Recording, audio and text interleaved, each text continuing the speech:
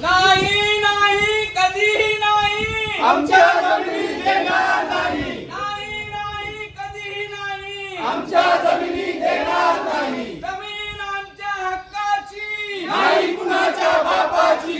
जमीन आमच्या हक्काची नाही कुणाच्या बापाची. पाणी नाही गावाला तिसरी मुंबई कशाला. पाणी नाही गावाला तिसरी मुंबई कशाला. नाही नाही कधी नाही आमच्या जमिनी देणार नाही. जमीन आमच्या हक्काची नाही कुणाच्या बापाची.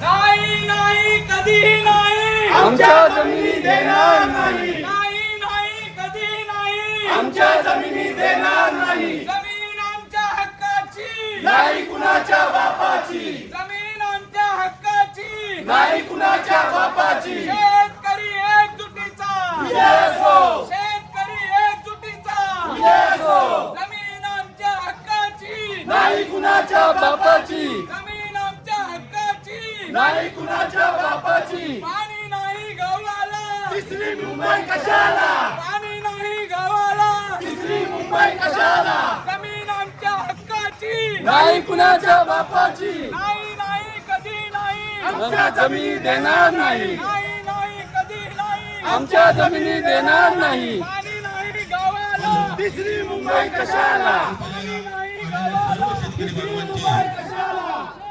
चेन्नई ग्रामस्थ चेन्नई ग्रामपंचायत आणि शेतकरी संघर्ष समिती यांच्यातर्फे मनापासून अभिनंदन करतो, आभार मानतो सर्वांचे. वैभव ये पुढे ये वैभव पुढे चल इथे आमदार प्रिय कोलसे पाटील साहेब यांचं चिरनेर मध्ये आगमन झालेलं आहे. तत्पूर्वी सर्वांना एक सूचना आहे. पेनवरनं काही आमचे बांधव पदाधिकारी संघर्ष समिती आपल्या या उरण भागातील आणि काही पेनवरून आलेली मंडळी ही सभेला सुरुवात करेल. व्यासपीठावर मान्यवर आल्याच्या नंतर त्यांचं स्वागत झाल्याच्या नंतर फक्त व्यासपीठावरील मंडळी आपल्याला मार्गदर्शन करतील याचा सर्वांनी भान ठेवायचं आहे. आणि ज्याला कोणाला सभेला आपण सुरुवात करीत आहोत. मी प्रथमतः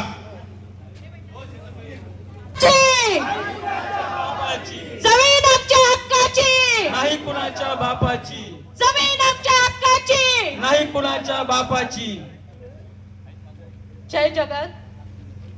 मी नंदा म्हात्रे पेणची शेतकरी आहे आणि स्थिती आहेत. राजेंद्र दादा, अभिमन्यू, प्रितेश, सूर्यकांत दादा, दीपक दादा, आमच्या आदेश भाई असतील, आमच्या मार्गदर्शक उल्काताई, आमच्या मार्गदर्शक वैशालीताई पाटील, आजच्या सभेचे संपूर्ण टीम आणि सगळ्यात महत्वाचे म्हणजे आमचे सुधाकर दादा, इथे आमचे मनीष दादा सुद्धा नुकताच जे रायगड जिल्हा काँग्रेसचे अध्यक्ष झालेत आणि झेडपी मेंबर आहेत. बंधूंनो, खरं तर आजचं जे सभेचं आयोजन आहे चिरनेर गावामध्ये सुधाकर दादा पहिली सभा होतीये आणि इथून ती ठिणगी पेटणार आहे असं म्हणायला हरकत नाहीये आणि त्यामुळे आम्ही पेणहून सगळी मंडळी इथे आलोय. 4 मार्च 2024 ला MMRDA चं नोटिफिकेशन आलं आणि आपण सगळे कामाला लागलो. नोटिफिकेशन काय होतं तर ते कुठल्याही शेतकऱ्याला वैयक्तिक नोटीस नव्हती, तर ते एक जाहीर प्रकटीकरण होतं, पेपर मध्ये आलेली नोटीस होती आणि मग ती समजून घ्यायला काही दिवस लागले. त्याच्यावर लगेचच हरकती मागितल्या. मार्च मध्ये आपल्या सगळ्यांना माहिती आहे लोकसभा निवडणुकांची आचारसंहिता लागली होती. आपण प्रशासन नोंदवण्यासाठी आम्हाला वेळ द्या, आमचं कुणीही ऐकलं नाही. अत्यंत कमी वेळेमध्ये अभ्यासपूर्ण पद्धतीने या हरकती तयार केल्या. गावागावांमध्ये जसे 124 गावं आहेत त्या गावागावांमध्ये कार्यकर्त्यांनी जाऊन वेळेत त्या हरकती नोंदवल्या आणि बेलापूरला जमा केल्या. अपेक्षा काय होती? सरकार जेव्हा एखादा नोटिफिकेशन अधिसूचना काढतं तेव्हा म्हणतं याच्यावर शेतकऱ्यांचं काय म्हणणं आहे, त्यांचे काय आक्षेप आहेत हे माहिती करून घ्या आणि आम्हाला सांगा. अपेक्षा काय होती? हरकती घेतल्यानंतर त्याची सुनावणी घेणं गरजेचं होतं की नाही? होतं की नाही? सुनावणी झाली? सुनावणी झाली? सुनावणी न घेताच यांनी एनटीडीए लागू केलं. माहितीच्या अधिकारामध्ये ही माहिती मागितली की किती हरकती आपल्याकडे आल्या, आपण त्याचा काय अहवाल बनवला, सुनावणी कशी घेतली. माहिती अधिकारामध्ये पूर्ण एक दिवस तिथे बेलापूरला ऑफिसला बसून ही सगळी माहिती पाटील साहेब बघितली. मी सोबत पण काही घेऊन आलेली आहे. काहींना पीडीएफ पाहिजे असेल तर ती पण घ्या. भूमिका आपण निश्चित केली पाहिजे. पेड मध्ये सगळ्यात पहिलं आम्ही काय केलं, जेव्हा त्या माहितीमध्ये आम्हाला समजलं की शासनाने यांनी आधी प्राधिकरणाने शासनाला काय कळवलं की या ज्या सगळ्या हरकती आहेत त्या एकसारख्या आहेत, याच्यावर सुनावणी घेण्याची गरज नाही. इथे बरेच वकील सहकारी आहेत आपले, त्यांच्या अधिवक्ता जे कोणी आहेत त्यांनी सांगितलं की या हरकतींवर सुनावणी घ्यायची गरज नाहीये असं शासनाला कळवा. तरी सुद्धा शासनाने सांगितलं की मला त्या हरकतींचा तपशील पाठवा, त्याच्यावर तुम्ही काय खुलासा देताय तो पाठवा. त्या अहवालाचा तपशील जर आपण वाचलात तर आपल्या लक्षात येईल की MMRDA प्राधिकरण यांनी जो अहवाल पाठवलाय तो कसा पाठवला माहितीये? अपेक्षा ही होती आपल्या हरकतीतला एक एक मुद्दा त्यामध्ये असायला पाहिजे होता, त्यांचं स्पष्टीकरण दुसऱ्या बाजूला असायला पाहिजे होतं. यांनी काय केलं, यांना सोयीच्या हरकतीचे जे मुद्दे होते ते मुद्दे फक्त त्या अहवालामध्ये पाठवले. ते मुद्दे कोणते आहेत माहितीये का? आम्हाला जमिनीचा भाव द्या, या कायद्याने संपादन करा, एवढा राखीव भूखंड द्या, नोकरी द्या, आम्हाला फ्लॅट द्या. हे सगळे मुद्दे जे प्राधिकरणाला सकारात्मक आहेत, रेड कार्पेट घालणार आहेत, हे सगळे मुद्दे त्या अहवालामध्ये आहेत. आणि जे जे अडचणीचे मुद्दे होते ते त्या अहवालामध्ये घेतलेच नाही. आपल्याला सावध का राहिलं पाहिजे? MMRDAच्या नावानं कित्येक संघटना आता विरोधामध्ये लढण्यासाठी तयार झालेल्या आहेत. या संघटना कोणत्या मुद्द्यांवर लढतायत हे लक्षात घेणं खूप गरजेचं आहे. काही संघटना आहेत त्या MMRDAच्या मनातलं मागण्या करतायत, निवेदनं देतायत. ती निवेदनं जर आपण वाचली, त्या हरकतींचा तपशील वाचला तर आपल्याला प्रश्न पडेल की ही हरकत, हे निवेदन नक्की शेतकऱ्यांनी लिहिलंय की MMRDAने लिहिलंय? कारण जिथे विरोधच दिसत नाही, हे द्या आणि आमची जमीन घ्या, असे लोक हा संघर्ष करू शकतात का? करू शकतात का? आपण हे लक्षात घेतलं पाहिजे. पेड मध्ये ज्या आम्ही हरकती घेतल्या 4 पानांची हरकत होती. आमच्याकडे रिटायर्ड जज ज्यांनी सेटच्या विरोधात सुद्धा आंदोलन केलं आणि ते यशस्वी केलं, अशी सगळी अनुभवी मंडळी 15 दिवस रात्रंदिवस कायद्याचा अभ्यास करून या सर्व मंडळींनी जी हरकत तयार केली त्यातला फक्त एक मुद्दा त्या अहवालामध्ये होता, बाकी एकही मुद्दा नव्हता. ही बाब जेव्हा आमच्या लक्षात आली तेव्हा आम्ही सगळ्यात पहिलं काय केलं तर ते नोटिफिकेशन प्रांताधिकारी कार्यालयासमोर जाळलं, त्याची होळी केली आणि सांगितलं आम्हाला हे मान्य नाही. त्याच्यानंतर जे जे निर्णय झाले त्या सर्व निर्णयांचा वेळोवेळी पद्धतशीर विरोध केला आणि जी लढाई लढायची आहे ती जमीन वाचवण्याची लढाई लढायची आहे. 124 गावांचा घास घेणारा MMRDA प्राधिकरण नावाचा राक्षस आहे. या राक्षसाला आपल्याला ब्रह्मास्त्राने संपवावं लागणार आहे. आपण सगळे तयार आहोत? सगळे तयार आहोत? कोर्टातली लढाई आणि जमिनीवरची लढाई, आपल्याला जमिनीवरची लढाई लढणं गरजेचं आहे. जे जे लोकप्रतिनिधी आहेत त्या सगळ्यांना वेटीस धरलं पाहिजे आणि जमिनीवर हा लढा उभा केला पाहिजे. एवढंच मी इथे सांगते. आम्ही रितसर इथे म्हणणं सुद्धा दिलंय, हा ठराव सुद्धा मांडतोय की याचा सामाजिक सर्वेक्षण अहवाल तुम्ही जाहीर केला नाही आणि थेट प्राधिकरण लागू केलंय, ज्याला आमचा विरोध आहे. आपला विरोध आहे की नाही? हात वर करून सांगा. सगळ्या विरोधात आहोत. जमीन वाचवण्याची लढाई लढायला तयार आहोत. मरेपर्यंत आपण आपल्या मुद्द्यावर ठाम राहणार आहोत. कोळसे पाटील सर आलेले आहेत, ज्यांच्याकडे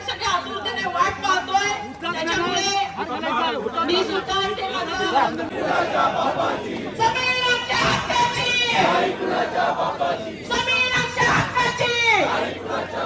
जय जगत. शेतकऱ्यांच्या एकजुटीचं शेतकऱ्यांच्या एकजुटीचं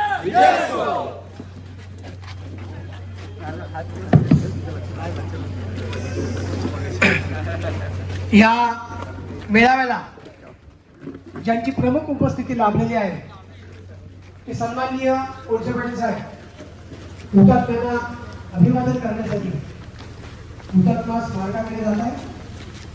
त्यांच्यासोबत काही प्रमुख कार्यकर्ते, काही पक्षाचे नेते, कार्यकर्ते, पदाधिकारी उपस्थित आहेत आणि हुतात्म्यांना अभिवादन करून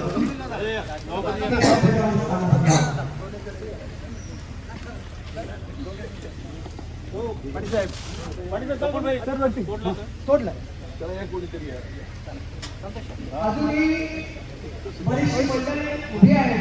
कृपया आम्हाला विनंती करण्यात येते की ते समोर उभे आहेत. आपण या मंडळी दुसरी येत आहे. हुतात्मे शेतकऱ्यांच्या एकजुटीचा जय असो. शेतकऱ्यांच्या एकजुटीचा जय असो. नाही नाही कधी नाही आमच्या जमिनी देणार नाही. नाही नाही कधी नाही आमच्या जमिनी देणार नाही. हुतात्मे अमर रहे. हुतात्मे अमर रहे. जमीन आमच्या हक्काची, नाही कुणाच्या बापाची. जमीन आमच्या हक्काची. नाही कुणाच्या बापाची. आपण आता हुतात्म्यांना वंदन केलेलं आहे. सगळ्यांनी शपथ घ्या, तिसरी मुंबई फक्त आमच्या प्रेतावरून होईल. आपण सामूहिक घेऊ तिकडे. शेतकऱ्यांच्या एकजुटीचा विजय असो. शेतकऱ्यांच्या एकजुटीचा एकच सर साहेब, आपण साहेबांनी जी आपल्याला शपथ दिलेली आहे, आपण व्यासपीठावर साहेब सारापन्न झाल्यानंतर सगळा शेतकरी समाज जो आता आलेला आहे त्यांनी सर्वांनी उभं राहून द्यायचे आहे. सर इकडं मशाल पेटवायची आपल्याला.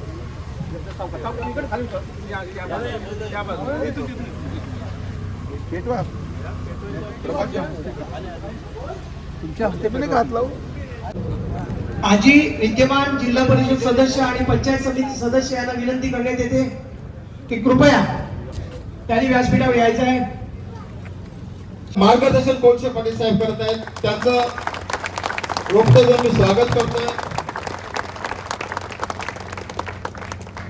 त्याचप्रमाणे आपल्या लढाला साथ देणारे, नेहमीच साथ देणारे आपले माजी आमदार बाळाराम पाटील साहेब असोत, माजी आमदार मनोहर शेठ भोईर असोत, वैशालीताई असोत, उल्काताई महाजन असोत, या ठिकाणी नारायण शेठ घरत आहेत, उरण पंचायत समिती सभापती महेशजी म्हात्रे आहेत, अनेक पक्षाचे प्रतिनिधी आहेत, माझे आपले जिल्हा परिषद सदस्य मनीष भाई आहेत, मेघनाथ भाई असतील, सुरेश ठाकूर साहेब असतील, या सर्वांचं आम्ही गुलाब पुष्प देऊन या ठिकाणी स्वागत करीत आहोत.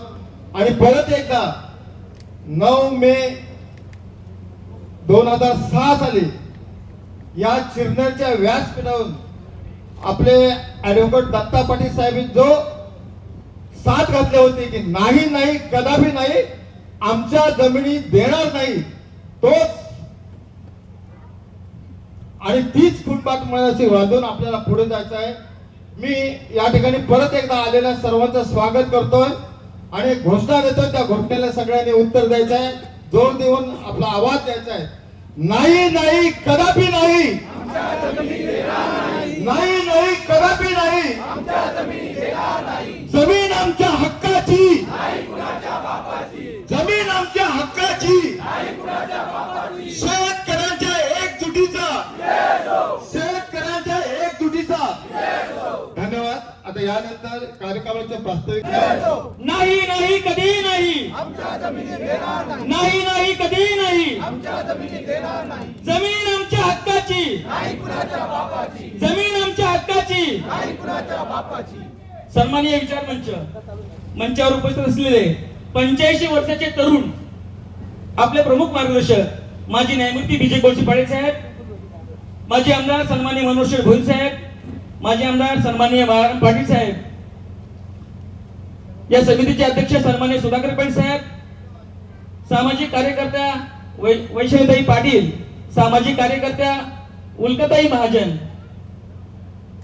रायगड जिल्हा काँग्रेसचे अध्यक्ष सन्माननीय मनीष पाटील साहेब, माजी जिल्हा परिषद सदस्य महेंद्रजी ठाकूर, सेज संघटनेचे सरचिटणीस ऍडव्होकेट व्यंकट पाटील साहेब, कामगार नेते, 2024 मध्ये राज्य सरकारने अटल सेतू प्रभाव क्षेत्र म्हणून उरण पनवेल पेण तालुक्यातील 124 गावातील तिसरी मुंबई निर्माण करण्यासाठी MMRD ला सर्वाधिकार दिले. त्यासाठी नवनिर्माण विकास प्राधिकरण नेमण्याची अधिसूचना काढली आणि त्यात शेतकऱ्यांना सूचना हरकती नोंदवण्याची संधी दिली.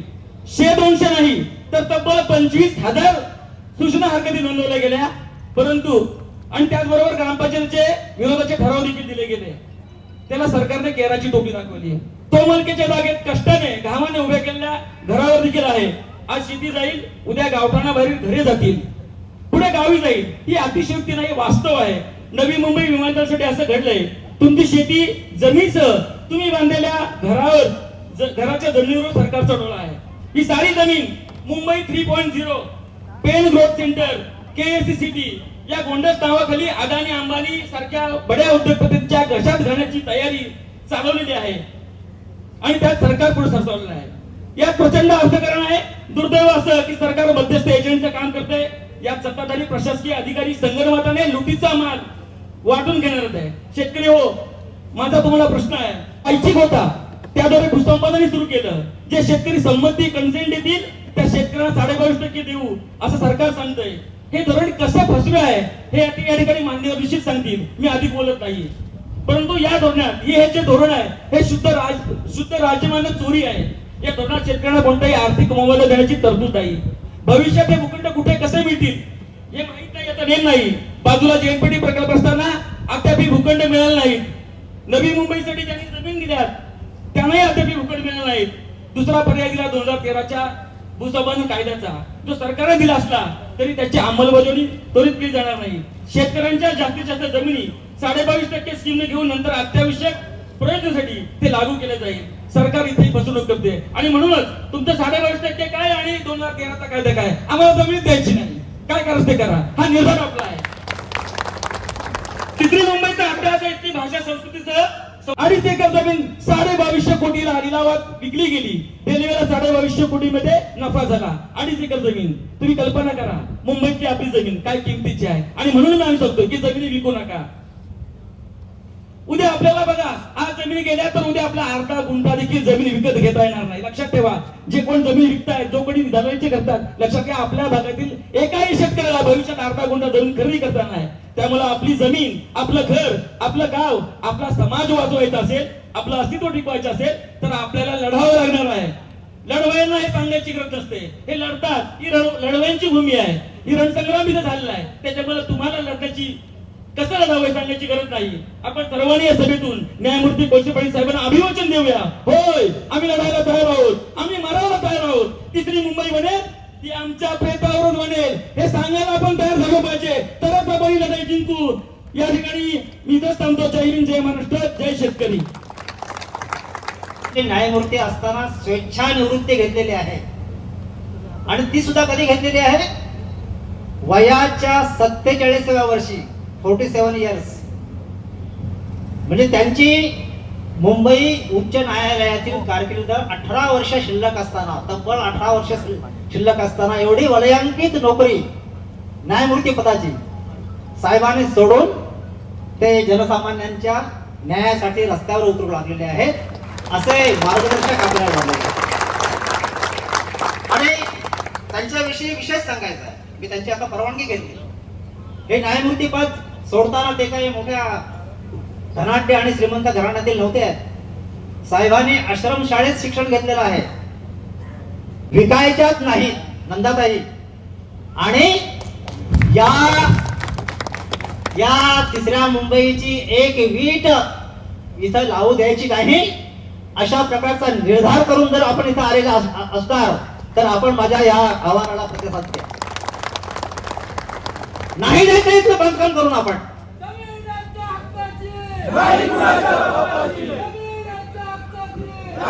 परंतु हा निर्धार करत असताना मंडळी बाजूला परिस्थिती काय आहे याचं सुद्धा आपण सर्वांनी भान ठेवायला पाहिजे. आज आमची उरण तालुक्यातील 20 गाव आहेत. या 20 गावातील फोकट्यापासून चिरडेपर्यंत, बिरगुणपर्यंत, सारडेपर्यंत सुद्धा बहुतेक जमिनी विकल्या गेलेल्या आहेत. साहेबांनी आता पाहिलेलं आहे की तिथं गोडाऊनची निर्मिती झालेली आहे आणि पेन तालुक्यात सुद्धा ही परिस्थिती आहे. म्हणजे एसीझेडच्या वेळी पेन तालुक्यातील एक 1200 एकरचा कंप्लीट ब्लॉक दादर पेनचा हा एसीझेडला विकला गेलेला आहे. आमच्या उरण तालुक्यात सुद्धा 300 एकरचा औरे गावातला एका सावकाराची जमीन एसीझेडने घेतलेली आहे. आमचे काही मिठागर जे आहेत ते सरकारच्या मालकीचे आहेत. त्याच्यामुळे कदाचित सरकारला असं वाटत असेल की आपण आपल्या ह्या मालकीच्या जमिनीवर आपण एखादा प्रकल्प जो आहे तो टप्प्याटप्प्याने आपण उभे करू. परंतु लक्षात ठेवा, हा प्रकल्प आपण उभा करू द्यायचा नाही. अनेक जमिनी विकल्या गेलेल्या आहेत. अजूनही साहेब जमिनी लोक विकतच आहेत. परंतु आपण जवळपास 40% जमिनी ज्या आहेत त्या आपल्या विभागातल्या विकल्या गेलेल्या आहेत. परंतु आपण 60% जे आहोत, जी काही कमी संख्या नाही आहे, या 60%चा निर्धार जो आहे हा निर्धार आपला पक्का असायला पाहिजे. त्याच्यामुळे आपण हा जो काही संदेश घेऊन जाणार आहात तो फार महत्वाचा आहे. कधीही पूर्ण होणार नाही हा आमचा संकल्प आहे. काय बोलता तुम्ही? अरे तुम्ही कुणाचे मालक नोकर आहात?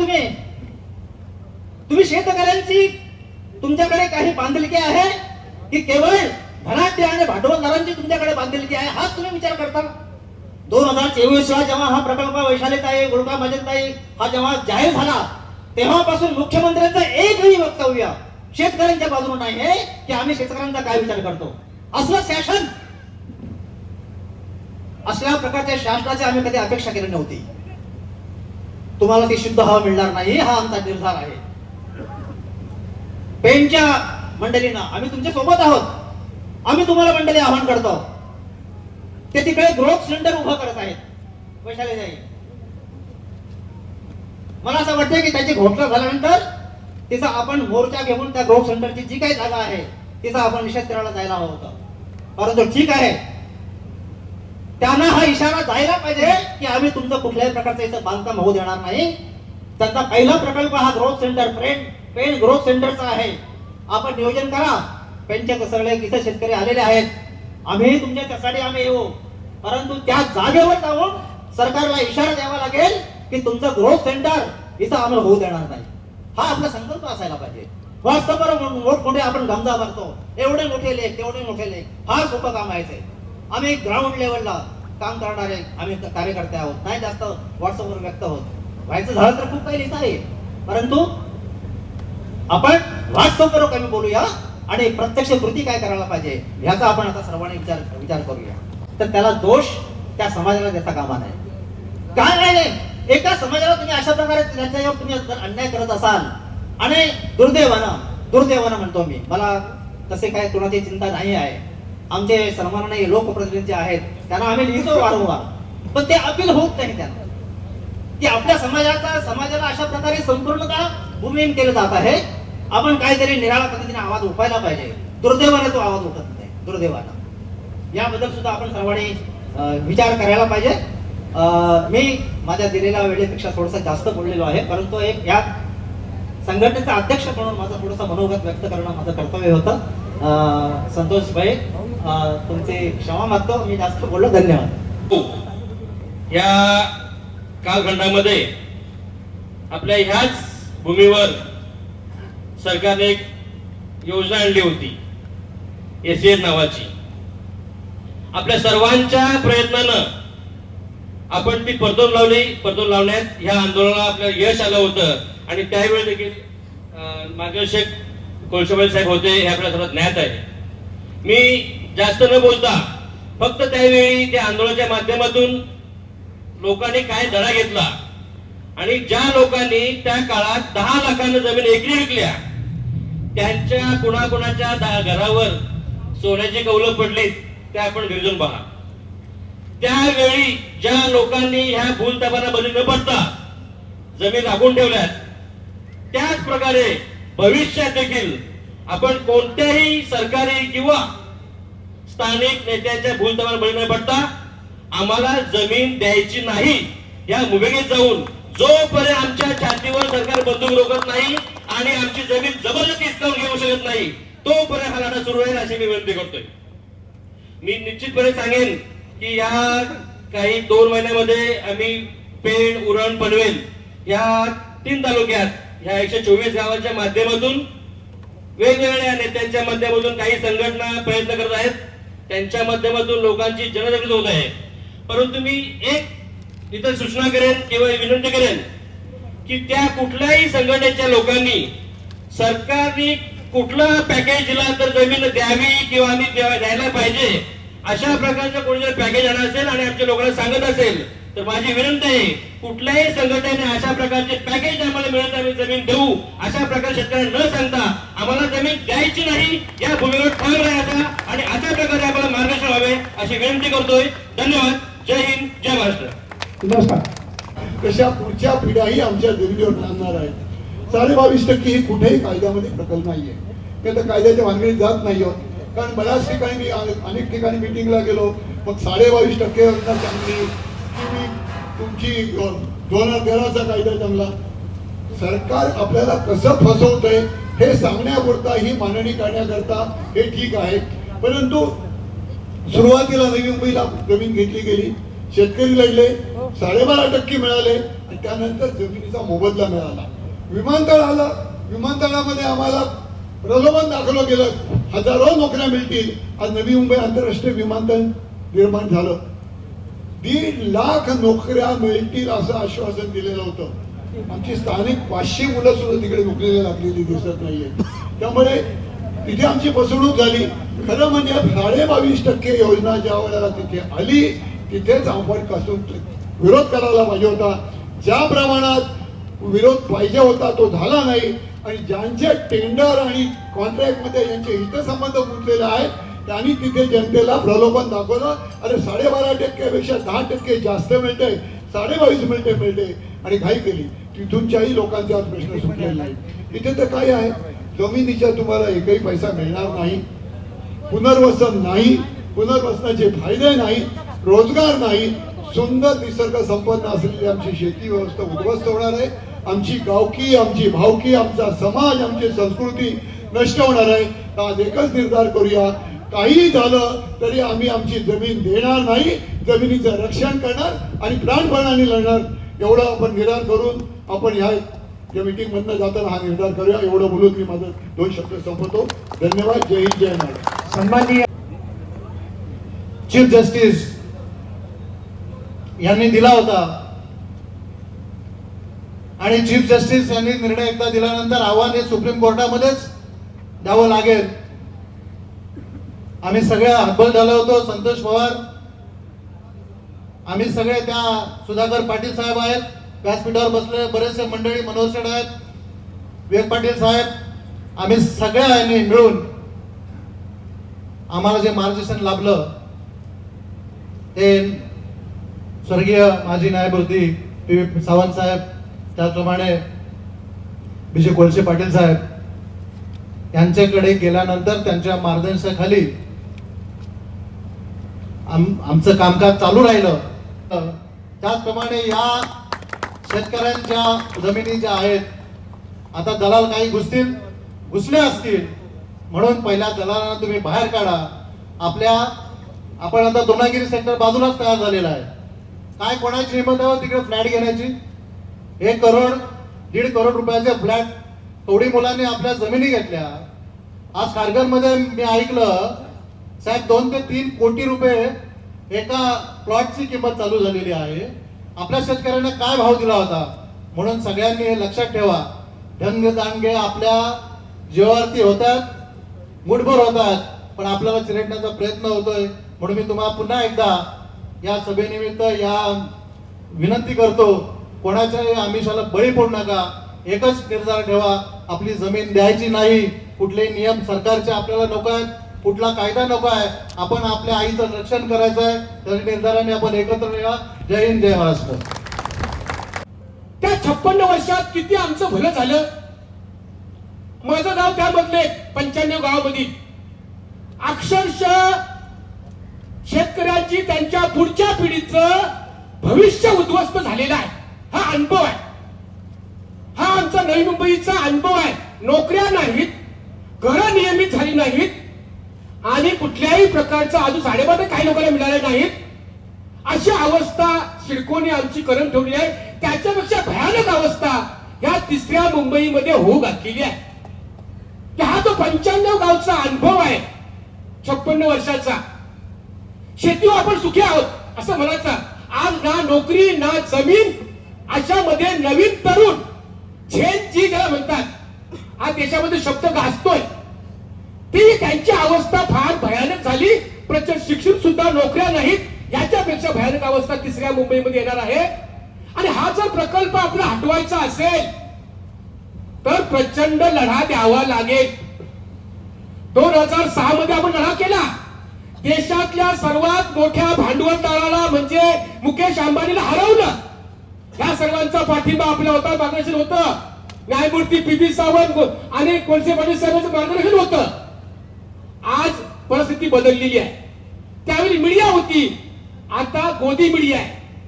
तुम्ही जर आंदोलन केलं तुम्हाला देशद्रोही ठरवतील, ही वस्तुस्थिती आहे. जो कोणी आंदोलन करेल, शेतकरी, कामगार, विद्यार्थी, ते देशद्रोही. ही परिस्थिती बदललेली आहे. परंतु घाबरून जाण्याचं कारण नाही. आपण वारसदार आहोत चिरनेरच्या हुतात्म्यांचे. आपण वारसदार आहोत 84च्या शेतकरी आंदोलनातल्या हुतात्म्यांचे. तो आपली परंपरा पुढे न्यावी लागेल. आणि आपल्याला हा लढा आता लढा कुणाशी आहे? सरकारशी आहे, भांडवलदाराशी आहे. तो निर्धार करून आपण या पवित्र भूमीमध्ये, चिरनेरच्या या लढाऊ भूमीमध्ये, जिथे इथं गोळी लागली होती या मंदिरात, या परिसरामध्ये असा निर्धार करूया की कुठल्याही परिस्थितीमध्ये आपण आपली जमीन न विकता हा प्रकल्प रद्द करण्यासाठी सरकारला हरवूया. सरकार 1-2 हरलं फक्त, शेवटचा नाही मुद्दा. शेतकऱ्यांपुढे दिल्लीच्या देशाच्या राजधानीमध्ये शेतकऱ्यांनी वर्षभर लढा दिला. त्यावेळी शेतकरी कायदे मागे घ्यायला लागले. हा जर आपली तयारी असेल असा लढा, प्रदीर्घ लढा करण्याची, निश्चित जिंकू एवढी मला खात्री आहे. जय हिंद, जय महाराष्ट्र. एक गोष्ट येतं लक्षात का? पहिली मुंबई, मग दुसरी मुंबई, मग तिसरी मुंबई, मग चौथी मुंबई. कारण फक्त आपल्या भागातल्या नाही, महाराष्ट्रातल्या नाही, देशातल्या नाही, या देशातल्या सर्व शेतकऱ्यांना त्यांच्या जमिनीचा अधिकार ज्यांनी ज्यांनी मिळवून दिले ते आपले पूर्वज होते. शेतकरी आंदोलनात नारायण नागू पाटलांनी 1932 ला ते 7 वर्ष संप केलं, तेव्हा कसणाऱ्या शेतकरी जमिनीचा मालक झाला की नाही? येतं लक्षात? कुठल्या भूमीतनं? या रायगडच्या भूमीमधनं झालं की नाही? त्याचबरोबर चिरनेरचं जे सत्याग्रह झालं ते इथेच झालं ना. म्हणजे तेव्हाची लोक शिकली सवरलेली नव्हती, पण त्यांना एक गोष्ट कळत होती, ही जंगल, हे जमीन, हे आपलं आहे आणि हे कोणाच्या बापाला आम्ही देऊ शकत नाही. हे आपल्या पूर्वजांना कळत असेल तर त्यांचाच डीएनए घेऊन आपण आलेलो आहोत. त्यामुळे सरकारचा डाव जो आपण ओळखला पाहिजे. आपल्याकडे जमिनीचे कायदे, पुनर्वसनाचे कायदे, आज जो नवीन भूसंपादन कायदा जन्माला आलेला आहे, त्या जमिनीच्या बदल्यात जमीन दिली जाऊ शकते. आपल्या 84 चे झालेले हुतात्मे दिबा पाटील साहेब या सगळ्यांच्या माध्यमातून ते आलेले आहेत. कुठून आलं? याच रायगडच्या कोकणच्या भूमीतनं आलेलं आहे. आणि कुठेतरी या शेतकऱ्यांची जमीन पुन्हा कुठल्या तरी प्रकल्पांच्या नावाने लाटायची, हे पूर्णपणे हे वरती बसलेले जी सगळी काही मंडळी आहेत ना, 2%, 5%, ही आपली सगळी जमीन हडपायला निघालेली आहे. तुम्हाला काय म्हटलेलं आहे? नवनगर काय, कुठलं MMRDA KSC, ज्याच्यामध्ये तुमची 124 गावं चाललेली आहेत. आधी हेच खोपटा नवनगरच्या नावाने होतं का नाही? त्याचं नाव बदललं, वेगळं केलं का? खोपटाला विरोध झालं. सिडकोला आमच्याकडे विरोध करतात म्हणून सिडकोचं प्राधिकरण हटवलं, MMRDAचं प्राधिकरण आणलं. कुठल्या सेक्शनच्या अंतर्गत? MRTPच्या 113, त्याला म्हणतात NTDA. नवनगर वाटायला सोपं वाटतं की एखादी प्राधिकरण आहे, नाही. या प्राधिकरणाला 113च्या कलमा अन्वये तुमची जमीन सक्तीने संपादित करण्याचा अधिकार मिळतो. कारण काय? आम्हाला लेआउट बनवायचे, आम्हाला जमिनी घ्यायच्या. तुम्हाला काय देऊ? 22.5%.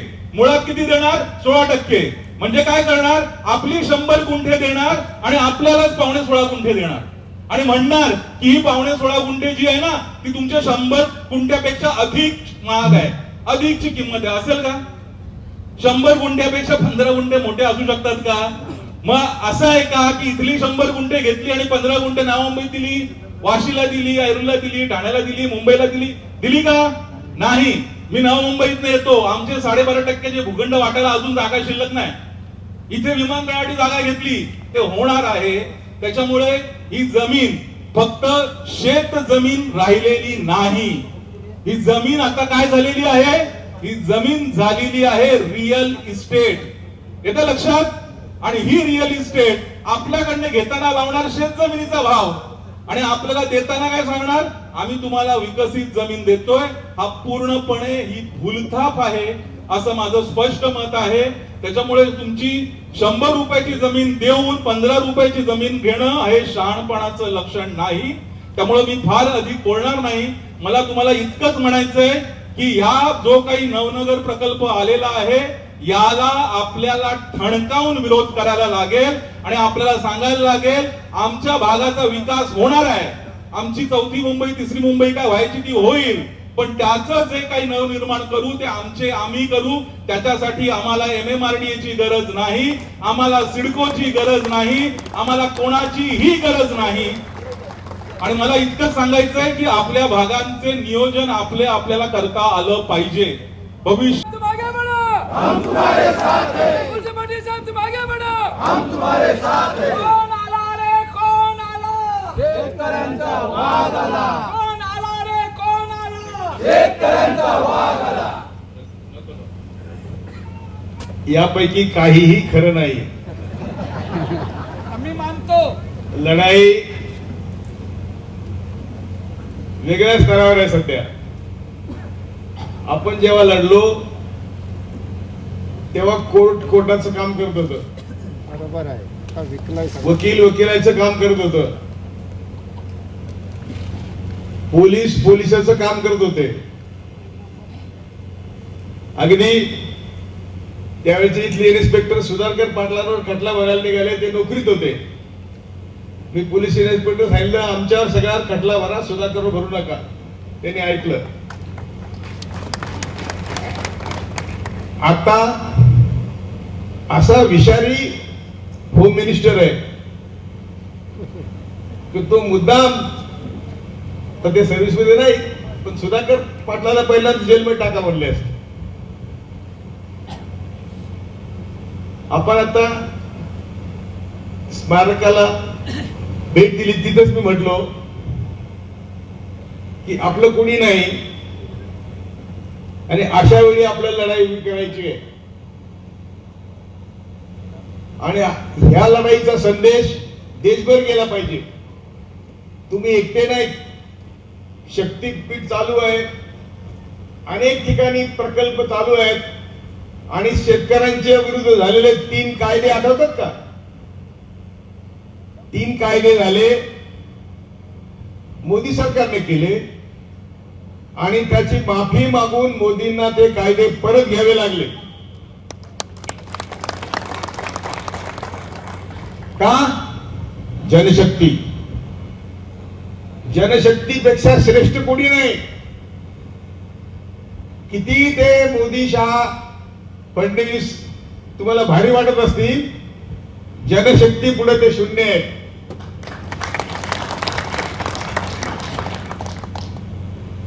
आणि जनशक्ती उभी राहायची असेल तर आपल्यापैकी काही लोकांनी मरायची तयारी ठेवली पाहिजे आणि त्यात माझा पहिला नंबर द्यायची तयारी आहे. कारण मी पोलिसला भिणार नाही चांगल्या कामासाठी. माझा म्हणजे आमचा भर असतो महात्मा गांधीच्या मार्गाने आणि संविधानाच्या चौकटीत आम्ही आंदोलन उभं करणार. ते करत असताना मी वयाच्या 47 वर्षी जे म्हणतात ना हे की मी न्यायमूर्ती पदाचा राजीनामा दिला, माझे 5 तरी असे निकाल आहेत की ज्याचे सरकारला कायदे करायला लागलेले आहेत.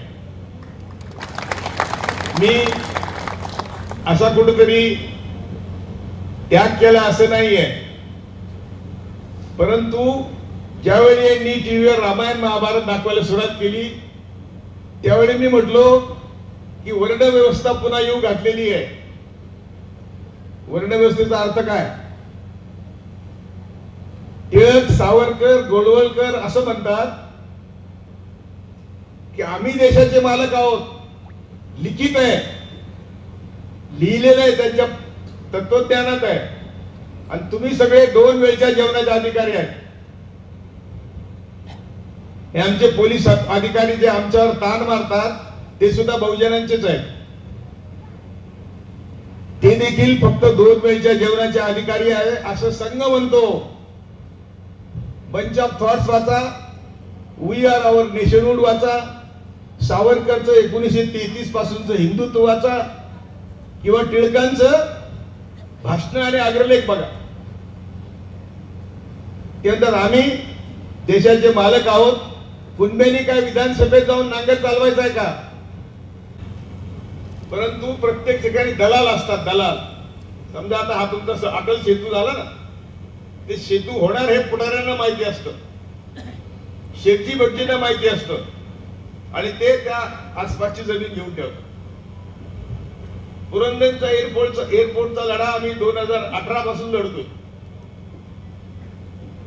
विमानतळ यायचं म्हणलं की सगळ्या कावळ्याने ती जमिनी घेऊन ठेवल्यात. अदानीची शेजारी 1000 एकर जमीन आहे, आणि एकदा विमानतळ झालं की जमिनीमध्ये त्यांचं अदानी लॉजिस्टिक वगैरे काय काय सुरू होणार आहे.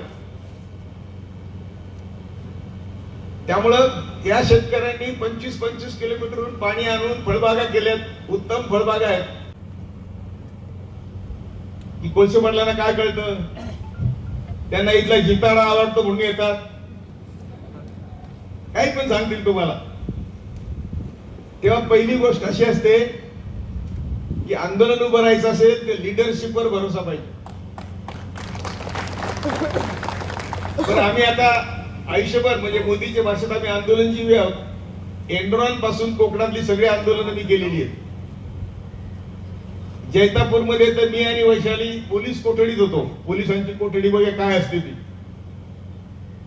त्या कोठडीमध्ये गोचिड असतात, ढेकून असतात, उंदीर असतात. याची सोय नाही, याची सोय नाही, आणि असं आम्हाला 3 दिवस पोलीस कोठडीत ठेवलं होतं.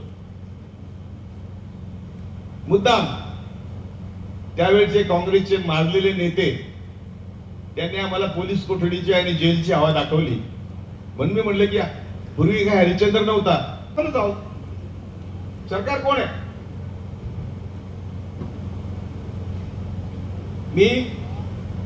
आम्ही 91 पासून आंदोलन करतो. आम्ही कधीही कुठल्याही मंत्र्याला भेटलेलं नाही. ती आमची पद्धतच नाही, तडजोडीच्या भाषाच नाही. त्यामुळे इथे मार्ग तडजोडीचा नाही आहे. इथं आमच्या प्रयत्नावरून 3री मुंबई होईल अशी प्रतिज्ञा कराल तरच तुम्ही जिंकाल. बोलणं सोपं आहे. पोलीस उभे राहिले काय होईल?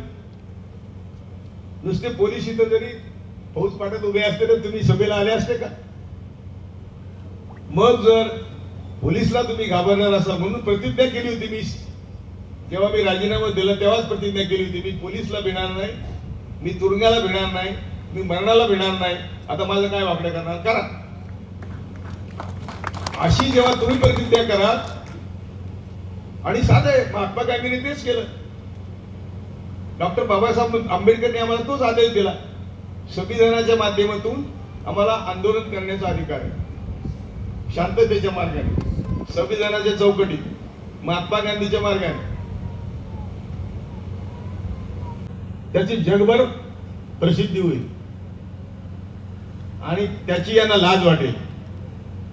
पण तुम्ही जर म्हणला की शिवाजी दुसऱ्याच्या घरात, मी आपला माझ्या घरात, तर लढाई होणार नाही, लढाई जिंकता येणार नाही, आणि तुमच्या जमिनी जातील, आणि तुमचा श्वास हा जो मोकळा श्वास आहे हा जाईल.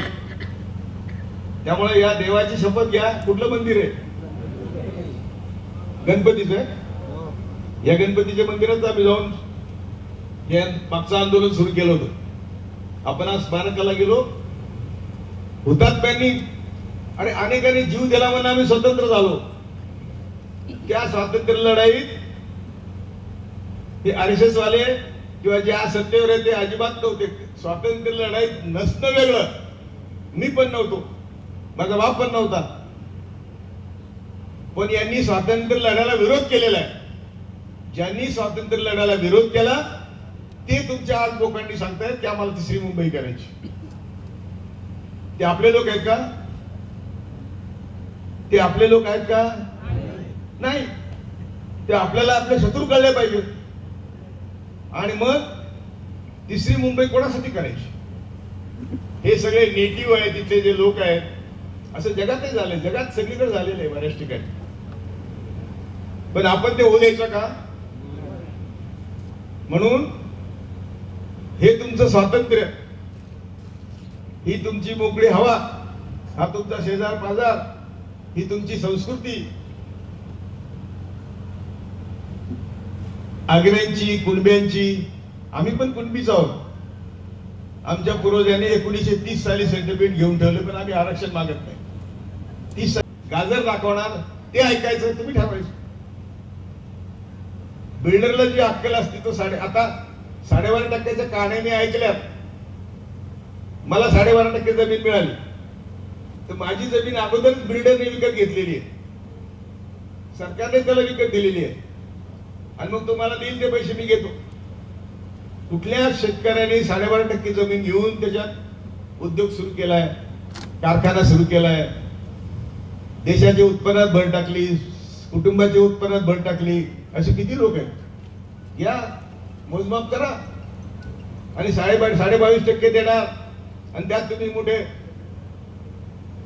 धनदानगे होणार, हे स्वप्न बघू नका. हे तुमचं आमचं काम नाही.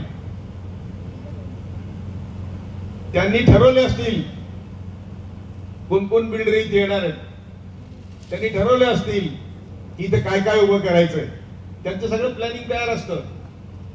म्हणजे ज्यांनी 5000 वर्ष आम्हाला स्वर्गाची लालूच, नरकाची भीती आणि 33 कोटी देव याच्यात अडकून ठेवलं, तुम्ही गंध बघून मला आठवलं. हे सगळं काल्पनिक आहे. या काल्पनिक जगातून तुम्ही बाहेर पडत नाही, तर तुम्ही कसे मोठे व्हा? आमचं संविधान सांगतं की आम्हाला विज्ञानाची काळ करायची आहे.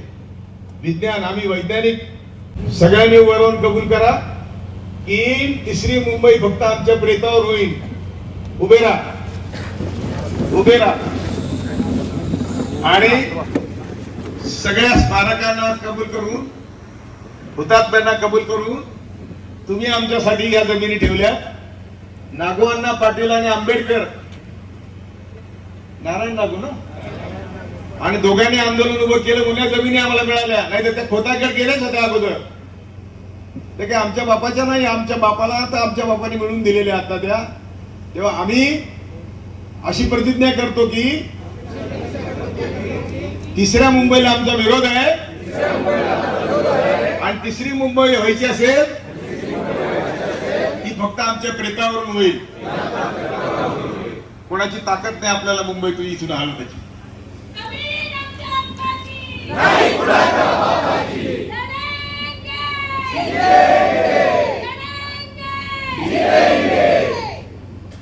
आंदोलनाला सुद्धा पैसे लागतात. आता तुम्ही कचोरी खाल्ली ना, फार नामांकित कचोरी, त्याच्या घरात गेले आपल्याला काय करायचं? तुकाराम महाराजांचं म्हणणं आहे की हा समाज कसा आहे, हा एका देहाचे अवयव आहेत, एका देहाचे अवयव आहेत. उजव्या हाताला जखम झाली तर डाव्या हाताला सुद्धा झिंजणे येतात. असा समाज उभा राहिला तरच आंदोलन यशस्वी होईल. हे तसं होणार नाही, त्या असल्या घोषणा देऊन होणार नाही.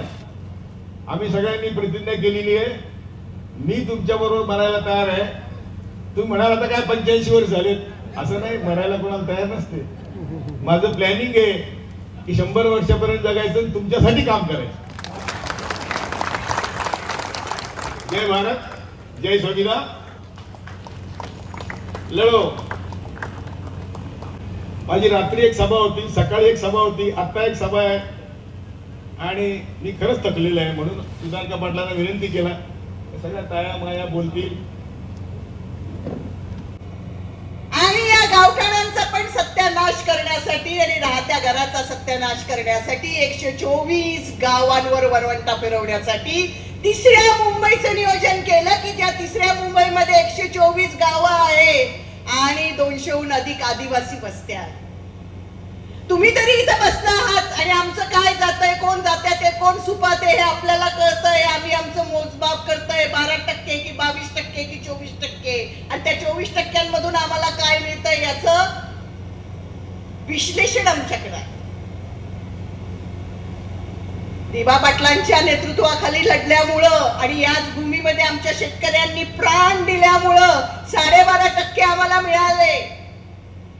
ते अजून मिळत नाही, पदरात मिळत नाही, शेतकऱ्यांकडे पैसा येत नाही, तोपर्यंत डान्स बार सुरू झाले. एवढं मोठं गंठण गळ्यामध्ये पडलं, मोठी गाडी पडली, मोठा टीव्ही आला, मोठा बंगला झाला, पण ज्यांच्या हातात पैसा आम्ही घेतला त्यांच्या सगळ्यांच्या बायका आता नवी मुंबईमध्ये घर कामगार म्हणून कापतात. त्यामुळं ह्या प्रकारच्या विकासाच्या प्रारूपामुळं नेमका कोणाचा विकास होत आहे याचा आम्ही विचार केला नाही तर आमची पुढची पिढी आम्हाला माफ करणार नाही.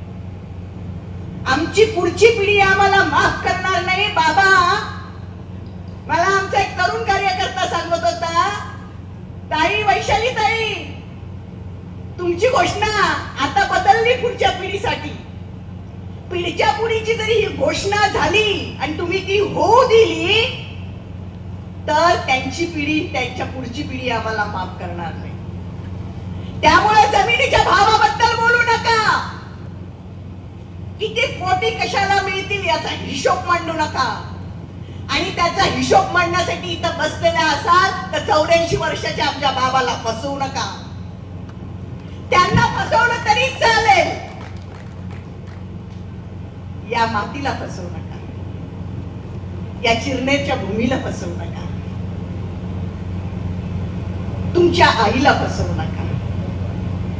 आणि म्हणून तो म्हणतो, तुम्ही म्हणायचे जमीन आमच्या हक्काची नाही कुणाला द्यायची. आता आमच्या एजंटांनी शिकवलंय जमीन आमच्या हक्काची 7 वेळेस विकायची, पण तरी नाही कुणाला द्यायची. या घोषणा तयार करणाऱ्यांच्या कुटील कारस्थांना ओळखा. आणि हे जर आम्ही ओळखलं नाही तर 3ऱ्या मुंबईमध्ये कुठला मुंबई दिल्ली इंडस्ट्रियल कॉरिडॉर होतोय, कुठलं डेटा सेंटर पेडमध्ये येतंय, कुठली ऑरेंज स्मार्ट सिटी येते आहे, किंवा हे सगळं करून सरून सुद्धा कुठं कुठं काय काय होत आहे हे आम्ही फक्त बघत राहणार, हे आम्ही ऐकत राहणार आणि आमच्या हातात मात्र काही पडणार नाही. कारण की याच्या पूर्वीच्या विकासाच्या या प्रकारच्या प्रारूपाने आम्हाला काहीही दिलेलं नाही. इलेक्शन होतं, ज्या दिवशी नोटिफिकेशन आलं त्याच्या 2 दिवसांनी इलेक्शन होतं आणि मुकेश अंबानीने ठिकठिकाणी घेऊन ठेवलेल्या जमिनी, स्मार्ट सिटीने घेऊन ठेवलेल्या जमिनी, या जमिनींचं पुढे काय करायचं, इलेक्शनला पैसा मिळाला आणि त्यांच्या जमिनीला भाव मिळावा आणि म्हणून 3री मुंबईची निर्मिती झाली. आम्हाला तरी 8 पट्ट्याचा व्यवहार करतोय सुधाकर पाटलांच्या नेतृत्वामुळं. आमच्या तरुणांना तरी वेगवेगळ्या शिबिरांमधून कायद्याची माहिती मिळते आहे, कायदा कसा वाचवायचा, स्वतःच्या फायद्यासाठी वाचवायचा याचं ज्ञान मिळत आहे. पण यामध्ये राहणाऱ्या जवळजवळ 200च्या आसपासच्या आदिवासी वस्त्यांना तर तेवढंही करत नाही.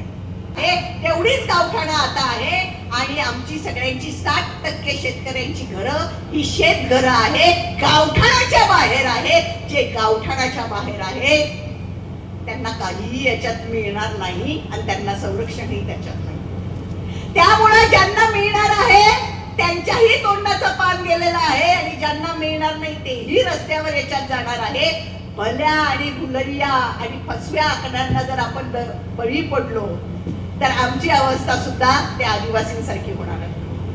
आमच्या आदिवासींना जेव्हा ऑब्जेक्शन दाखल करायचं तेव्हा आम्ही आक्षेप नोंदवायला वाड्यावाड्यांमध्ये मीटिंग घेतली आणि त्या मीटिंग मध्ये आम्ही त्यांना सांगितलं, अरे बाबा 3री मुंबई येते, त्याच्यासाठी आपल्याला आक्षेप नोंदवायचा आहे, आपली झोपड्या जातील, आपलं गाव जाईल, आमचं असं जाईल, तमकं जाईल. तर बाळाराम पाटील काय म्हणले माहिती, आमचे आदिवासी, व बाय ही 3री मुंबई काय हवं कोटी एवढा हाती.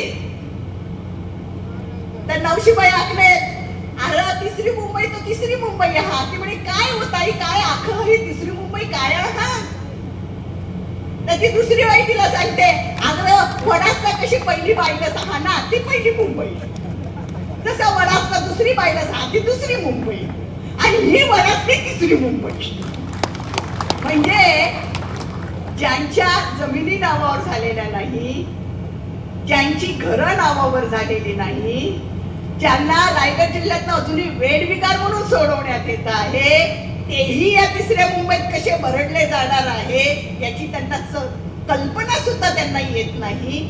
अशा या तिसऱ्या मुंबईच्या विकासाच्या प्रारूपामध्ये आम्ही सगळे भरडले जाणार आहोत. आपल्याला सगळ्यांना बसून खूप वेळ झालेला आहे आणि न्यायमूर्ती कोळसे पाटलांनी आपल्याला योग्य आणि परिपूर्ण मार्गदर्शन केले. माझ्यानंतर सुद्धा ताई आहे, माझ्यानंतर सुद्धा साहेब आहे, माझी आमदार लोक आहे, तेही आपल्याला मार्गदर्शन करणार आहे. पण मी तुम्हाला सांगते, आता आम्ही लढणार आणि आता आम्ही लढलो नाही तर आम्ही संपणार. आम्ही लढलो नाही तर आम्ही संपणार. आम्ही लढलो नाही तर आम्ही संपणार. आणि जे लढतात ते जिंकतात. जे लढतात ते जिंकतात आणि जे जिंकलेले असतात ते कधी ना कधी लढलेलेच असतात. हा रायगडचा इतिहास आहे. आणि म्हणून मी म्हणते लढेंगे, तुम्ही म्हणा जितेंगे. लढेंगे, लढेंगे, लढेंगे. जमीन आमच्या हक्काची, अरे जमीन आमच्या हक्काची, अरे जमीन आमच्या हक्काची. जिंदाबाद. त्यानंतर तर आपापल्या गावातील शेतकऱ्यांना आपण गावातील सर्व संघटनांनी, मग गावातील ग्रामपंचायत सदस्य असतील, गावातील सरपंच असतील, गावातील होतकरू सुशिक्षित तरुण असतील, आपल्या हक्काची जमीन आपण विकायची नाही हा संकल्प आपण सर्व शेतकऱ्यांनी आपल्या गावोगाव सोडला तरच आपण या MMRD ला आपण रोखू शकतो. ह्याच्यामध्ये 22.5% जमीन विकसित देणं म्हणजे नक्की काय? बाजूला एअरपोर्ट झाला, नवी मुंबई इंटरनॅशनल एअरपोर्ट झाला, त्या एअरपोर्टला 22.5% जमिनी दिल्या, पण शेतकऱ्यांच्या हातामध्ये फक्त 16 गुंठे जमीन मिळाली. आज आपली परिस्थिती तीच होणार आहे. जे काय उरणच्या पूर्व भागामध्ये 124 गावामध्ये जे उरली सुरलेली जमीन आहे, ती जमीन जर आपल्याला वाचवायची असेल तर आपल्या गावामध्ये कुठलाही एजंट घुसता कामा नये.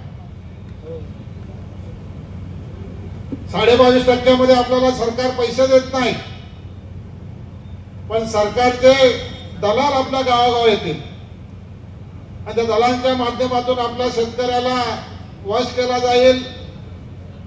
तुम्हाला 4 लाख रुपये गुंठा, 5 लाख रुपये गुंठा देतो, सरकारी रेट 2 लाख रुपये आहे. पण ह्या सर्व गोष्टी जर आपल्याला करायच्या नसतील तर आपण गावामध्ये कुठल्याही गावामध्ये आपण दौंडी पिटवतो ना.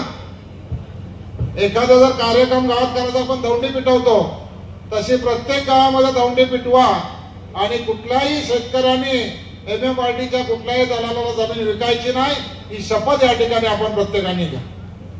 दलाल आला तर त्या आलाने त्या सरकारी अधिकाऱ्याचा पोट आम्ही फाडू ही शपथ प्रत्येकाने घेऊन आपण आपली जमीन संरक्षित ठेवाल अशी मी आपल्याला मनापासून अपेक्षा व्यक्त करतो आणि थांबतो. धन्यवाद. धन्यवाद सर. त्यांचं इमान विकत घेता आलं नाही अशा इमानदार शेतकऱ्यांच्या गावात आणि भूप्रदेशात आपण बसलो आणि तेच इमान आपल्याला पुढे चालू ठेवायचं आहे. वेळ झालाय म्हणून मी धावते काही मुद्दे घेणार आहे. सगळ्यात प्रथम पहिली गोष्ट, नवनगर हा प्रकल्प शेतकऱ्यांसाठी नाही, शेतमजुरांसाठी नाही, सामान्य नागरिकांसाठी नाही, तो फक्त आणि फक्त बिल्डरांसाठी आणलेला प्रकल्प आहे. याच्यात कोणताच भ्रम ठेवू नका. ही संपूर्ण योजना ही बिल्डर धार्जिणी योजना आहे आणि त्यामुळे बिल्डरांचं फावणार आहे, पण याच्यातून इतर कोणाचाही विकास होणार नाही. आत्ताच आम्ही येताना माझ्या बरोबर पेणचे सुरेश पाटील होते. ते सांगतात त्यांच्या आईची प्रेतयात्रा त्यांनी लाईटच्या पोलवरून काढली. जायला साकू नाही, पूल बांधलेला नाही, फक्त लाईटचा पोल टाकलाय खाली आणि त्या पोलवरून चालत एक भाऊ पुढं एक भाऊ माग असं दोघांनी आईचं प्रेत धरून त्या पोलवरून कसं आणलं असेल पहा. तो साकू बांधायला सरकारकडे पैसा नाही, पण अटल सेतू बांधायला पैसा आहे, मेट्रो बांधायला पैसा आहे, एक्सप्रेस वे बांधायला पैसा आहे, शक्तीपीठ बांधायला पैसा आहे आणि नवनगर उभारायला पैसा आहे. अरे पण पेड मधले लोक आले, थेटवण्याच्या कालव्याचं पाणी अजून शेतीपर्यंत पोहोचलं नाही. ते कालवे बांधायला पैसे नाहीत तुमच्याकडे. तेव्हा सर्वसामान्य नागरिकांचं जीवन सोपं व्हावं, सुखाचं व्हावं, हे करणारं हे सरकार नाही. यापूर्वीच्या सरकारांनी पण माती खाल्ली, पण हे सरकार कोळसे पाटील साहेब म्हणाले त्याच्या पलीकडचं आहे. कायद्याच्या वर मानतात ते सर्व. आता ज्या कायद्याने संपादनाची त्यांनी सूचना घोषित केलेली आहे, कोणत्या कायद्याखाली संपादन? 2013चा कायदा असं म्हणतात. त्या कायद्याची फक्त कलम 26 ते 30 लागू आहे. बाकी कोणताही कायद्याचा सगळ्या ज्या तरतुदी आहेत त्याचा अंमल करायला ते तयार नाही. जमीन भूसंपादन कायदा 2013 असं म्हणतो की सामाजिक परिणामांचा अभ्यास झाल्याशिवाय संपादनाची प्रक्रिया पुढे जाऊ शकत नाही. म्हणजे शेतकऱ्यांवर काय होणार? आगरी समाज, कोळी समाज, शेतमजूर, आदिवासी यांच्यावर काय परिणाम होणार? उद्या त्यांच्या पिढ्याचं काय होणार? याचा अभ्यास झाल्याशिवाय संपादन पुढे जाऊ शकत नाही. केला का अभ्यास? ती तरतूदच गुंडाळून बाजूला टाकलीये. मोदी सरकार सत्तेत आल्यावर पहिला हात घातला तो मोदींनी जमीन संपादन कायद्याला घातला. तुम्हाला आठवत असेल तर तो कायदा मोडून काढण्यासाठी त्यांनी ऑर्डिनन्स आणला, पण राज्यसभेत बहुमत नसल्यामुळे तो फेटाळला गेला आणि मग त्यांनी राज्य सरकारांवर जबाबदारी सोपवली. आणि फडणवीसांच्या सरकारने 2018 मध्ये महाराष्ट्र राज्यात तो कायदा बदलून टाकला आणि सामाजिक परिणामांचा अभ्यासित तरतूदच बाजूला फेकली. पर्यावरणीय अभ्यास तरतूदच बाजूला फेकली. त्यामुळे आता पर्यावरण काय नाही, फक्त सिमेंट कॉन्क्रीटचं जंगल होईल, बिल्डरांची धन होईल, बिल्डर या पक्षाला पैसे देतील, इलेक्टोरल बॉन्ड मधून देतील, नाही तर पीएम केअर फंड मधून देतील. हा माल पक्ष होईल आणि आत्ताच ते स्वप्न बघतायत की 2047 पर्यंत आमचंच राज्य नाही. प्रकल्प आहे, लक्षात घ्या, कोणताच भ्रम नाही याबद्दल. केवळ तीच वाट या प्रकल्पाची आहे. एक सवाल आजच्या बैठकीतून उठू द्या. जमीन संपादन कायदा 2013 एक मुखाने संसदेत पारित झालेला कायदा आहे, सर्व पक्षीय खासदारांनी मंजूर केला. मग तो अंमलात का येत नाही? तो शेतकऱ्यांच्या बाजूने म्हणून तो अंमलात येत नाही. तो अंबानींच्या, अदानींच्या, टाटा बिर्लांच्या बाजूचा असता तर लगेच अंमलात आणला असता रातोरात. पण तो शेतकऱ्यांच्या बाजूने आहे म्हणून तो अंमलात येत नाही. तो गुंडाळून ठेवलाय. देशात एकही प्रकल्प 2013च्या कायद्यानुसार जमिनी संपादन करून चाललेला नाही.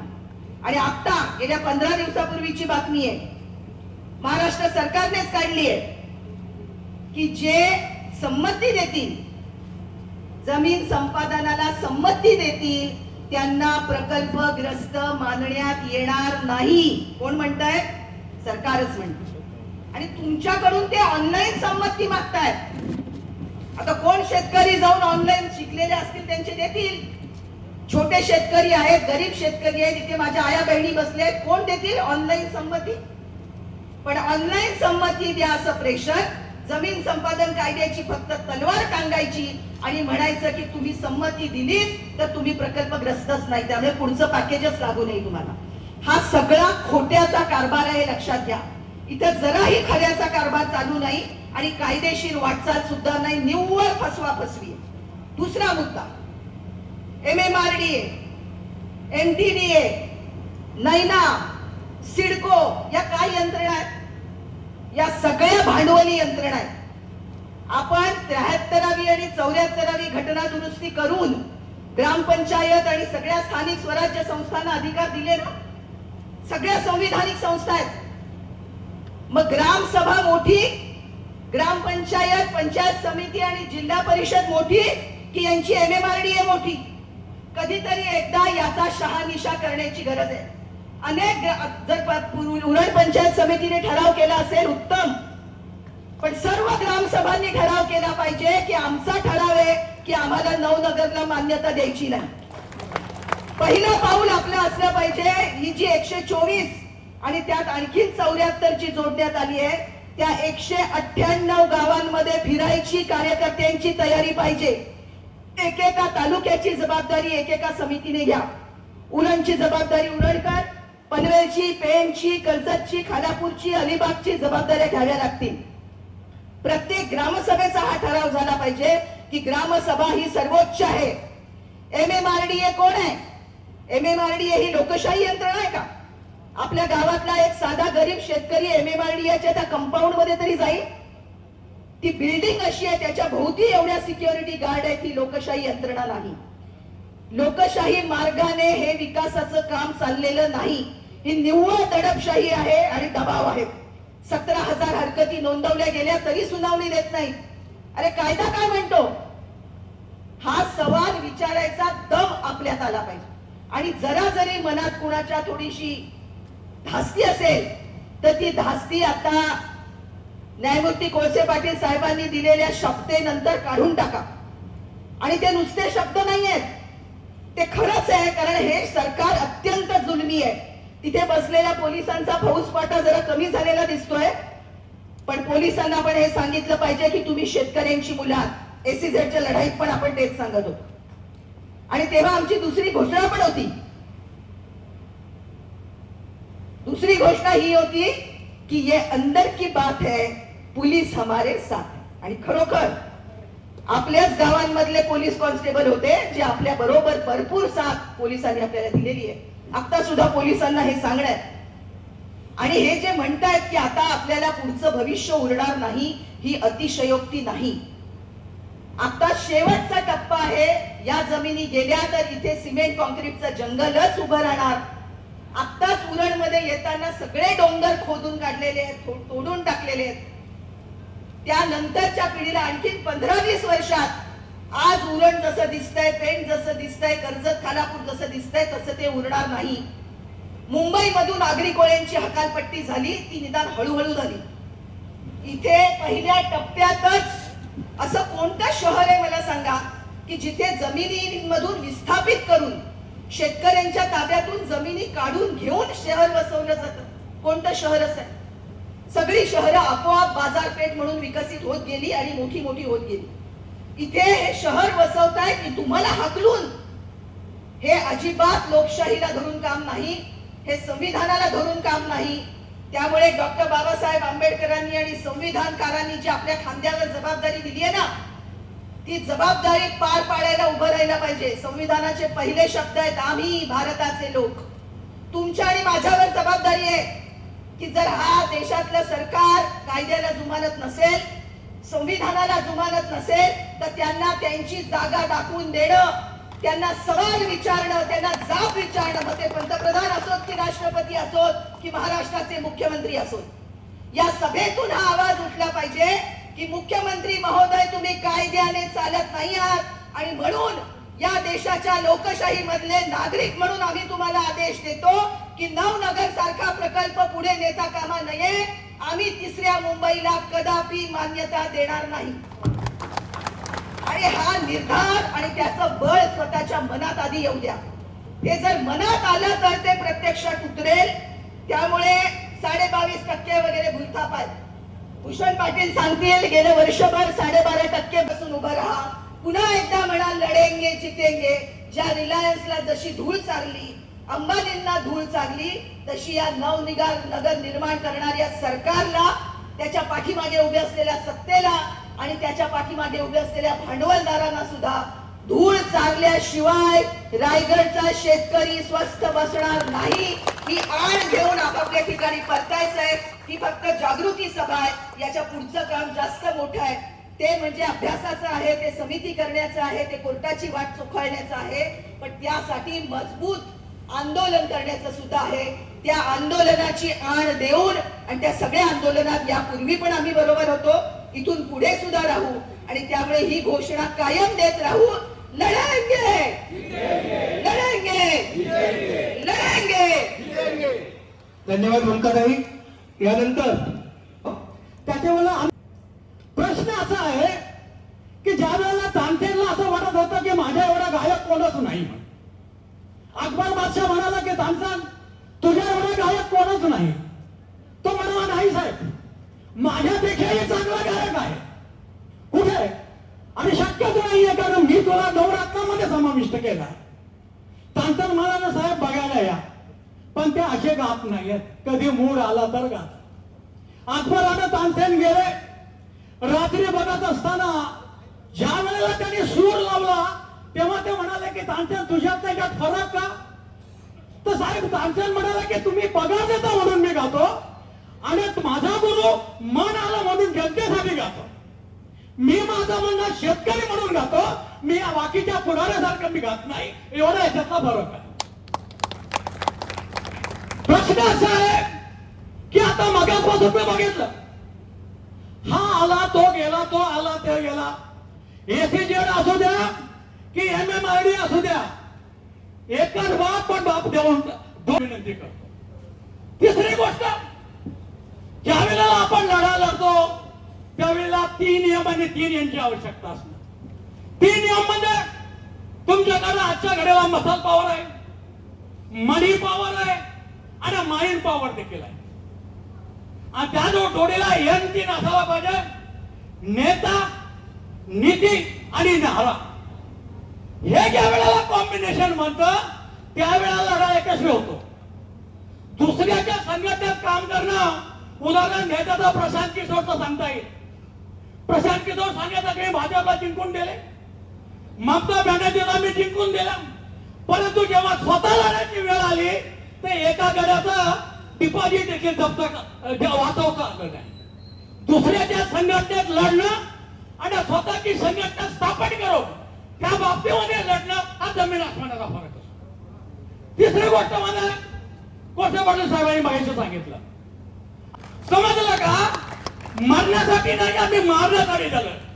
फक्त एवढा समजातो तुम्हाला, आगरी बांधव हा भोळा आहे पण बावळट नाहीये. वेळ आली, विश्वास दिला तर तो लंगोटी देखील सोडून दे, पण जर का विश्वासघात केला तर अंगावरची लंगोटी देखील ठेवणार नाही. हे रात आठवून ठेवा. हा लढा आमचा वैयक्तिक आहे. आणि म्हणून आता बऱ्याच जणांनी सांगितलंय MMID, KSV नाही ना. अरे बाबा तू किती वाचला ते मला सांगा. 2.5% म्हणजे 1 जागा मिळते किती? फक्त 9% जागा मिळते. 2.5% आहे म्हणजे सरकार घेते 91% जागा आणि आम्हाला देते 9% जागा आणि आम्हाला देते 2.5%. MID 4% आहे. समजलं का? म्हणजे त्यांना 4% विकलं आमच्या बापाची जमिनी. आमच्या बापाच्या जमिनी आम्हाला 9% द्यायच्या आणि 91% घ्यायचा. कुठला काय? आणि म्हणून मी सांगतो आणि म्हणून मी बोलत नव्हतो, नाही तर मी बोललंही नसतं. खऱ्या अर्थानं चळवळीनं आकार घेण्याचा प्रयत्न आपण सारी मंडळी करतो. या विचार मंचावर उपस्थित राहून ज्यांनी आपल्याला मार्गदर्शन केले ते आदरणीय BG कोळसे पाटील सर, विचारपीठावरील सारे मान्यवर सहकारी.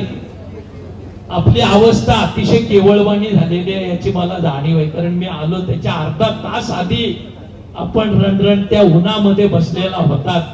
पण तरी कोळसे पाटील साहेब गेल्यावर आपण या ठिकाणी बसलेला आहात, याचाच अर्थ हा लढा आपण यशस्वी केल्याशिवाय ठेवणार नाही हा विश्वास माझ्यासारख्या कार्यकर्त्याला आज निर्माण झालेला आहे. एकनाथ पाटलांनी सांगितलं NGO नको, हे नको, पण मी सांगेन या लढ्यासाठी भूताचाही पाठिंबा आपल्याला घ्यावा लागणार आहे. जो येईल त्या साऱ्यांना बरोबर घेऊन आपण लढा करायचा आहे. लढा कसा करायचा, काय करायचा तो निर्णय सारी मंडळी बसून घ्या. पण ह्यो नको तो नको हा भाग न ठेवता सर्वांना एकत्र येऊन लढावं लागणार आहे. जे येतील ते आपले, जे खोड्या घालतील ते आपसोबत बाजूला पडतील. तो वाद आपण सुरुवातीपासून काढू नये. मी एकच गोष्ट आपल्याला सांगेन, मी 95 गावातला रहिवासी आहे, म्हणजे नव्या मुंबईचा मी रहिवासी आहे. नैनाचा अनुभव गेली 14 वर्ष आम्ही घेतोय. अतिशय विदारक अनुभव आहे. 94 साली निर्णय झाला, पण आजही 17% लोकांना 12.5%चे प्लॉट सिडकोकडनं मिळालेले नाहीये. नैनाच्या बाबतीत जो FSIचा विषय या ठिकाणी निघाला, आपल्याला जे छोट्या आकाराचे प्लॉट्स मिळतात त्याच्यामध्ये 2.5चा FSI कंझ्युम होत नाही. भांडवलदारांच्या मोठ्या प्लॉटवरच तो कंझ्युम होतोय. त्याच्यामुळं आपण FSIची चर्चा करू नका, आपण प्लॉटची चर्चा करू नका. आम्हाला आमच्या जमिनी द्यायच्या नाहीत हीच चर्चा आपण ठेवली पाहिजे. जर तुम्हाला तिसऱ्या मुंबईचा विकास करायचाच आहे तर ज्याची जमीन तो विकासक हे तत्व शासनाच्या समोर मांडून शासनाला ही भूमिका मान्य करायला भाग पडलं तरच आपलं याच्यामध्ये अस्तित्व राहणार आहे. नाही तर आपल्याला टिपून शोधावं लागतील की इथं कधीतरी कुठंतरी कोणतरी मूळ निवासी होते. ती वेळ आपल्यावर यायची नसेल तर आपण आजच्या ह्या संघर्षाच्या प्रेरणेसाठी जे आपण जमलोय त्याच्यातून प्रेरणा घेऊन या लढ्यासाठी सर्वस्व देऊन आपण लढ्याला तयार झालं पाहिजे अशी विनंती आपल्याला करतो आणि थांबतो. जय हिंद, जय महाराष्ट्र, लाल सलाम. सभा राष्ट्रगीतानंतर समाप्त होईल. आलेल्या सर्व शेतकरी बांधवांचे, पत्रकार बंधूंचे, पोलीस बांधवांचे आणि आमच्या सर्व हितचिंतकांचे आणि मान्यवरांचे आभार मानून ही सभा राष्ट्रगीतानंतर संपेल अशी मी जाहीर करतो.